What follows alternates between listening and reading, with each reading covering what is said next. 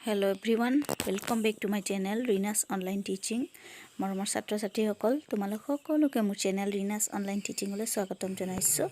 আজি মই তোমালোকৰ লগত নতুন এটা ভিডিঅ লৈ আহিছো আৰু আজি মোৰ টপিকটো হৈছে ভাৰত हमको जान से प्यारा है। তোমালোকৰ ক্লাস 8 ৰ লেসন নম্বৰ 1 ৰ কোৱেশ্চন এনসাৰ সমূহ আলোচনা কৰা। তেতিয়া হলে আহাচোন আজি আমি কোৱেশ্চন এনসাৰ সমূহ আলোচনা কৰো।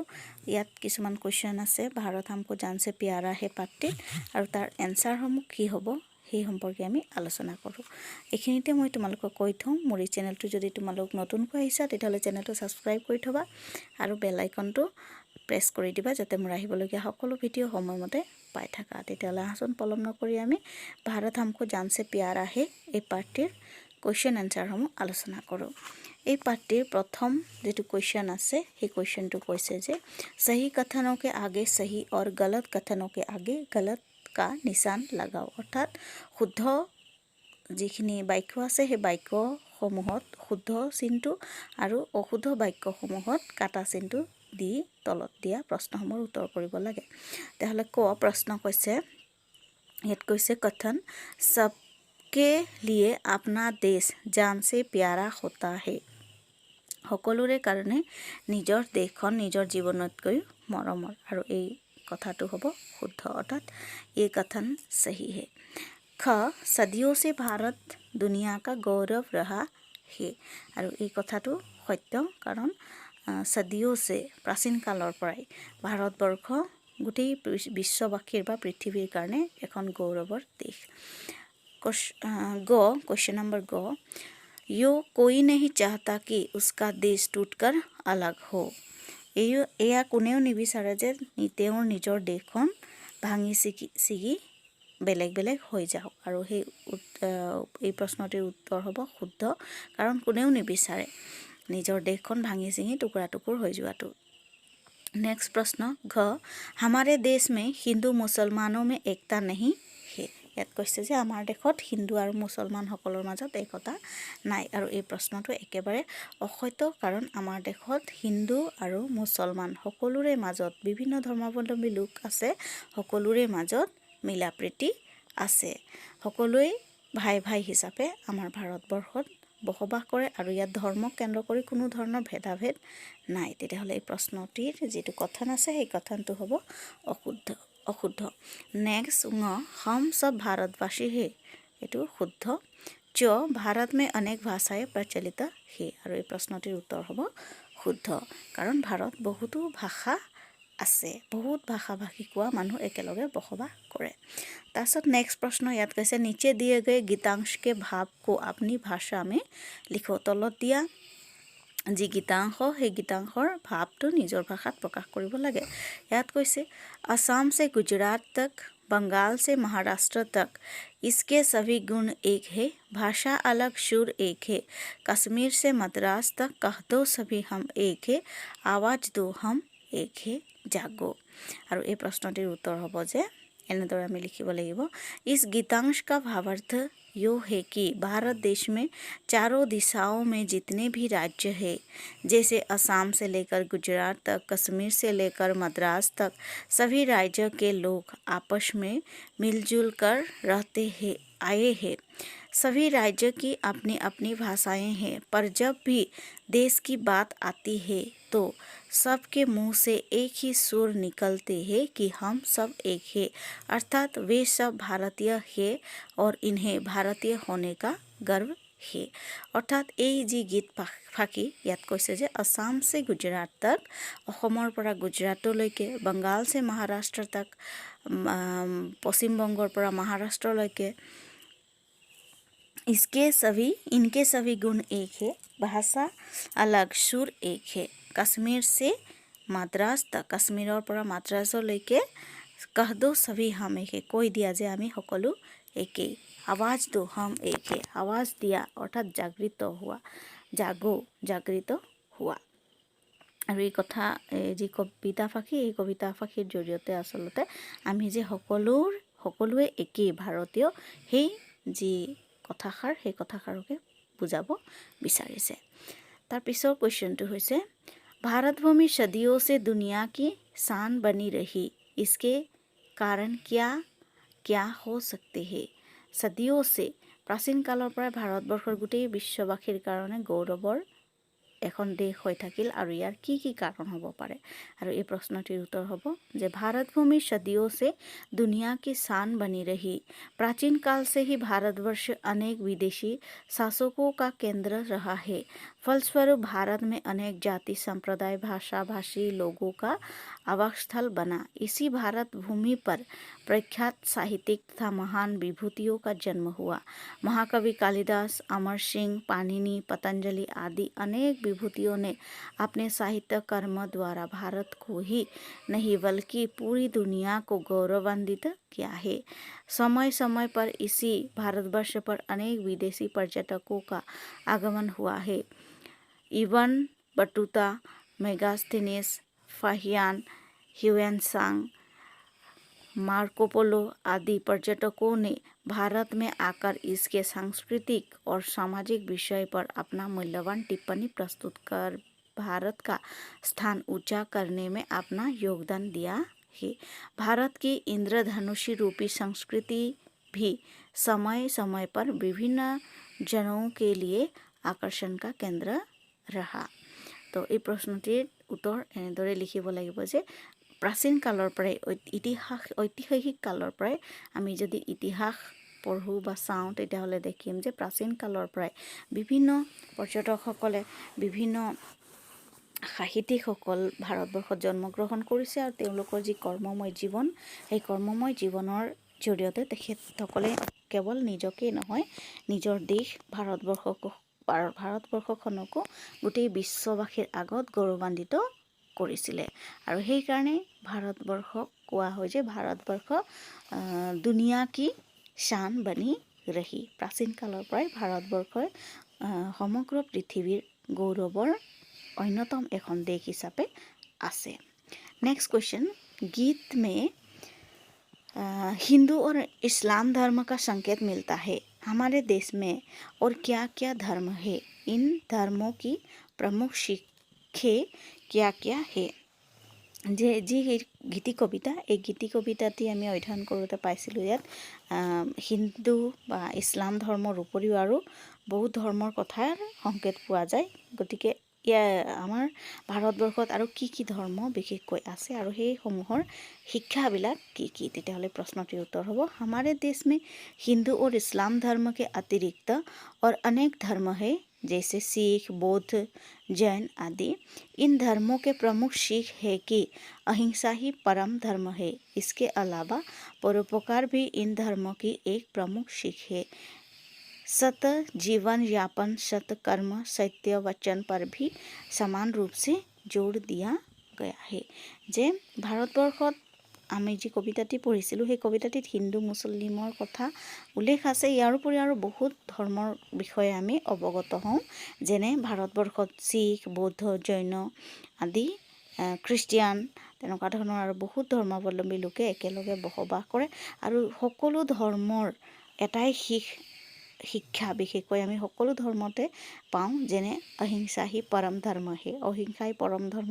ইয়াৰ উপৰি পৰোপকাৰ কৰাটো সকলো ধৰ্মতে পোৱা যায়। ধৰ্ম কি এক প্ৰমুখ শিখ হে। সত জীৱন, সত্য জীৱন যাপন, সৎ कर्म, সত্য কৰ্ম, সত্য বচন पर भी समान रूप से जोर दिया गया है। এই সত্য বচন আদি এই বিশেষ গুণসমূহ সকলো ধৰ্মতে পোৱা যায়। नेक्स्ट प्रश्न, अपने देश या मातृभूमि के लिए हमारा क्या कर्तव्य होना चाहिए? अपना देश अर्थात आमार निजर देश बा मातृभूमिर कारणे आमार कर्तव्य की हुआ उचित। और ये प्रश्नटिर उत्तर होबो अपने देश या मातृभूमि के लिए हमारा बहुत कर्तव्य है। इसे विदेशी शत्रुओं से बचाना, इसकी सामाजिक और आर्थिक उन्नति में अपना सहयोग देना, समाज में फैले भ्रष्टाचार अंधविश्वास के खिलाफ आवाज़ उठाना हमारा परम कर्तव्य है। इसके अलावा सामाजिक विकास को ध्यान में रखते हुए अपने व्यक्तित्व को उजागर करना, भेदभावों को दूर कर एकता से रहना, विज्ञान और प्रौद्योगिकों के विकास में अपना यथोचित सहयोग देना चाहिए। तो এই প্ৰশ্নটিৰ উত্তৰ হ'ব যে अपने देश या मातृभूमि के लिए हमारा बहुत कर्तव्य। আমাৰ নিজৰ দেশ বা মাতৃভূমিৰ কাৰণে আমাৰ বহুতো কৰিবলগীয়া থাকে। এইবিলাকৰ ভিতৰত বিশেষকৈ বিদেশী শত্रुओं से बचना, বিদেশী শত্ৰুৰ পৰা নিজৰ দেশখনক বচাই ৰখা, इसके सामाजिक और आर्थिक उन्नति में अपना सहयोग देना, দেশখনৰ সামাজিক আৰু আৰ্থিক উন্নতিৰ কাৰণে সহযোগ কৰা, সমাজ में फैले भ्रष्टाचार अंधविश्वास, সমাজত বিকশিত হৈ থকা ভ্ৰষ্টাচাৰ বা অন্ধবিশ্বাস আদিৰ খিলাফ মানে হৈছে বিৰুদ্ধে মাত মাতিব লাগে। आवाज़ उठाना हमारा परम कर्तव्य है। इसके अलावा सामाजिक विकास में ध्यान में रखते हुए अपने व्यक्तित्व, ইয়াৰ উপৰি সামাজিক বিকাশৰ কথা মনত ৰাখি আমি সদায় সামাজিক উন্নতিৰ কাৰণে নিজৰ যি ব্যক্তিত্ব সেই ব্যক্তিত্বও উজাগৰ বা বিকাশ কৰাৰ প্ৰয়োজন আছে। তাৰোপৰি ভেদভাৱকো দূৰ কৰ একতা সে ৰহনা, ইয়াৰ উপৰি ভেদভাৱ নাৰাখি সকলোৰে লগত একতাৰ ভাৱেৰে থকা আৰু বিজ্ঞান আৰু প্ৰায়োগিক বিকাশ সাধন কৰি আমাৰ নিজৰ দেশখনক আগুৱাই যোৱাত আমি সকলোৱে সহায় কৰাটো প্ৰয়োজনীয়। नेक्स्ट प्रश्न, राष्ट्रीय एकता को मजबूत करने के लिए हमें क्या क्या करना चाहिए। যে ৰাষ্ট্ৰীয় একতা को मजबूत करने के लिए हमें क्या क्या करना चाहिए। ৰাষ্ট্ৰীয় একতা মজবুত কৰিবৰ কাৰণে আমাক বা আমি কি কি কৰা উচিত। আৰু এই প্ৰশ্নটিৰ উত্তৰ হ'ব, हमें अपने देश की राष्ट्रीय एकता मजबूत बनाकर रखना चाहिए। इसलिए हमें समाज में फैले दुर्नीति, भ्रष्टाचार, अंधविश्वास आदि को समाज से मिटाने की कोशिश करनी चाहिए। इसके अलावा सभी लोगों के लिए शिक्षा का समाधिकार की सुव्यवस्था करनी चाहिए। इसके अलावा सामाजिक उत्सवों का पालन कर विभिन्न संप्रदायों के बीच बातचीत करना भाषिक एकता को मजबूत कर सकते हैं। मजबूत करने के जरिए हम राष्ट्रीय एकता को मजबूत कर सकते हैं। অৰ্থাৎ আমাৰ যি ৰাষ্ট্ৰীয় একতা সেই ৰাষ্ট্ৰীয় একতা আমি বিভিন্ন কৰ্মৰ মাধ্যমেদি गठन কৰিব পাৰোঁ। যেনে हमें अपने देश की राष्ट्रीय एकता मजबूत बनाकर रखना चाहिए, इसलिए हमें समाज में फैले दुर्नीति আৰু তাৰ কাৰণে সৰ্বপ্ৰথমে আমি সমাজত প্ৰচলিত হৈ থকা দুৰ্নীতি, ভ্ৰষ্টাচাৰ, অন্ধবিশ্বাস আদিৰ বিৰুদ্ধে মাত মাতিব লাগে। সেইবিলাক নাইকিয়া কৰিবৰ কাৰণে চেষ্টা কৰিব লাগে। ইয়াৰ উপৰি আমি মানুহৰ মাজত শিক্ষাৰ যিসমূহ অধিকাৰ বা সুব্যৱস্থা আছে সেইবিলাকৰ বিষয়ে আমি সকলোকে অৱগত কৰোৱা উচিত। ইয়াৰ উপৰি সামাজিক উৎসৱ, সামাজিক যিবিলাক উৎসৱ আছে, উৎসৱ পাৰ্বণ আছে, সেইবিলাক আমি পালন কৰিব লাগে একেলগে। আৰু বিভিন্ন সম্প্ৰদায়ৰ মাজত যি কথা বাৰ্তা থাকে সেইবিলাক আদান প্ৰদান কৰিব লাগে। আৰু তেনেদৰেহে এখন সমাজ বা এখন দেশৰ যি সংস্কৃতি থাকিব সেই সংস্কৃতিৰ জৰিয়তে আমি দেশৰ যি একতা সেই একতা অটুট কৰি ৰাখিব পাৰিম। তাৰ পিছৰ যি প্ৰশ্নটো হৈছে যে हमारे देश में अनेक भाषाएं बोली प्रचलित है। हमारे देश में अनेक भाषाएं प्रचलित है। ইয়াত আমি পাঠটো পঢ়োতে পাইছিলোঁ যে ভাষা अलग सुर एक है। हमारे देश में अनेक भाषाएं एवं बोलियां प्रचलित है। भारत की कुछ भाषाओं के नाम लिखो और उल्लेख करो कि वे मुख्य रूप से किस राज्य में बोली जाती है। যে ভাৰতবৰ্ষত আমি কবিতাটোত পঢ়োতে পাইছিলোঁ যে বহুতো ভাষীৰ মানুহ আছে। তো আমাৰ মানে ভাৰতবৰ্ষত প্ৰচলিত থকা কিছুমান ভাষাৰ নাম লিখা আৰু সেই ভাষাসমূহ কোনবিলাক ৰাজ্যত প্ৰচলিত হৈ থাকে সেই ৰাজ্যবিলাকৰ নাম লিখিব লাগে। তেতিয়াহ'লে আমি তালিকা বনাই এনেদৰে লিখিব পাৰোঁ বা দুটা ভাগ কৰি এনেদৰে লিখিব পাৰোঁ যে ভাষা কা নাম और राज्य के नाम বা किस राज्य में यो भाषा बोली जाती है। তো মই ইয়াত দেখুৱাৰ দৰে এনেদৰে লিখিব পাৰি। নম্বৰ 1 অসমীয়া, অসমীয়া ভাষা ক'ত কোৱা হয়? আসাম।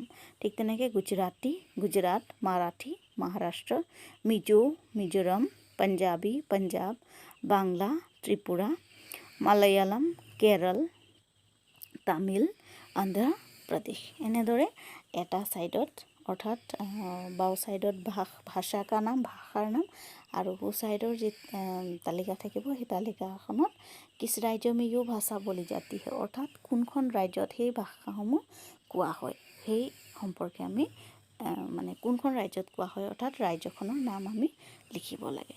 মই ইয়াত দিয়াৰ দৰেও লিখিব পাৰোঁ, নতুবা তোমালোকে নিজৰ বহীত কিতাপত দিয়াৰ ধৰণে তালিকা বনাই লিখিব পাৰা। যেনে অসমীয়া হ'লে আসাম হ'ব, গুজৰাটী হ'লে গুজৰাট, মাৰাঠী হ'লে মহাৰাষ্ট্ৰ, মিজো হ'লে মিজোৰাম, পাঞ্জাবী হ'লে পাঞ্জাব, বাংলা হ'লে ত্ৰিপুৰা বা পশ্চিমবংগ হ'ব।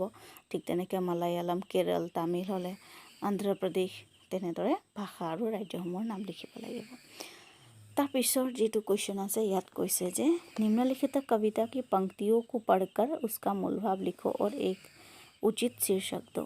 তলত এটা কবিতা দি দিছে पंक्तियों অৰ্থাৎ কেইশাৰীমান কবিতা দিছে আৰু সেই কেইশাৰী পঢ়ি কবিতাটিৰ শিৰোনাম কি হ'ব পাৰে আৰু ইয়াৰ মূল ভাৱ লিখিব দিছে। ইয়াত কৈছে যে भारत देश महान है, 3 रंग का इसका झंडा यो भारत की शान है, इस झंडे को नमन करे हम, यो हम सबकी शान है, भारत देश महान है, कल कल कल कल बहती नदियाँ करती यो उसका गान है, भारत देश महान है। তো এই যি কবিতা আছে সেই কবিতাটিৰ যদি আমি পঢ়োঁ তেতিয়াহ'লে আমি ইয়াৰ উত্তৰটো এনেদৰে দিম যে শীৰ্ষক মানে হৈছে শিৰোনাম এনেদৰে হ'ব পাৰে ভাৰত মহান ভাৰত দেশ বা ভাৰতবৰ্ষ মহান বা মহান ভাৰত এনেকুৱাও আমি দিব পাৰোঁ। তো ইয়াত দিয়া হৈছে মহান भारत देश और यार मूल भाव हो जे प्रस्तुत पंक्तियों में भारतवर्ष की महिमा का वखान है, 3 रंगों वाला झंडा इसकी शान का प्रतीक है, यो एक महान देश है, प्रकृति भी इसके यश का गुणगान करती है। और जेने कल कल कल कल कहती नदिया अर्थात नदीएও এই দেশৰে যি যশস্যা সেই যশস্যাৰে গুণগান কৰে। গতিকে ছাত্ৰ ছাত্ৰীসকল মই আজি তোমালোকক এইখিনিয়েই ক'লোঁ।